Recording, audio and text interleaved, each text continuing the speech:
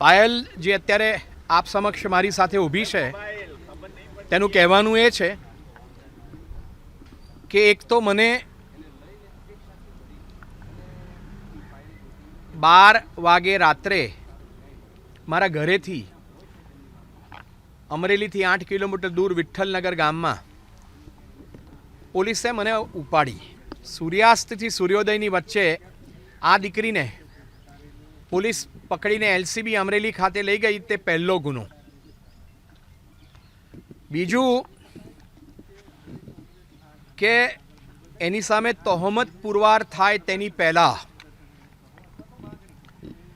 SP Sanjay કોરાટની ઓફિસમાં press conference કરી અને દીકરી પાયલ ગોટીને અને 3 આરોપીઓને અન્ય પોલીસ અધિકારીઓ અને કર્મચારીઓની વચ્ચે ઊભા રાખ્યા અને એવું પ્રદર્શન કર્યું કે આ લોકો જાણે રીઢા ગુનેગાર છે ને એ લોકોએ તો કંઈ શું કરી નાખ્યું છે. પ્રેસ કોન્ફરન્સમાં ગુનો પુરવાર થાય તેની પહેલાં એસપી સંજય કોરાટની ઓફિસમાં આ લોકોને આઈડેન્ટિટી ડિસ્ક્લોઝ કરવી એ પણ બીજો ગુનો પોલીસે કર્યો છે. અને પોલીસે ધારાસભ્ય દ્વારા પોતાનો ઉપયોગ કરાવડાવ્યો અને આ દેશની રક્ષકની જગ્યાએ પોલીસ ભાડુતી સૈનિક થઈ ગઈ.